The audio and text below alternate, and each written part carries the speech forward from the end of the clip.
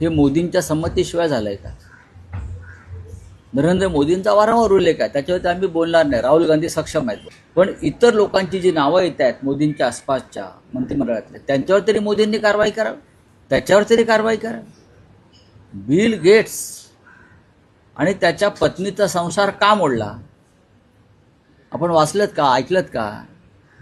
जेव्हा बिल गेट्सच्या पत्नीला कळलं की बिल गेट्सची एपिस्टन बरोबर, जेफ्री एपिस्टन बरोबर संबंध आहे आणि जेफ्री एपिस्टनचा धंदा जो आहे हा लहान मुलींना फूस लावून पळवणं आणि जगभरातल्या राजकीय नेत्यांना त्या मुलींचं शोषण करू देणं, हे जेव्हा मिसेस बिल गेटला कळलं तेव्हा तिने आपल्या नवऱ्याशी घटस्फोट घेतला की अत्यंत निर्घृण आहे. आणि त्याच पद्धतीचं संशयास्पद वातावरण आपल्या देशातल्या मंत्र्यांविषयी निर्माण झालेलं असताना अजूनही ते मंत्री आणि ते लोक या देशावर कारभार करतायत, राज्य करतायत. हा फरक समजून घेतला पाहिजे.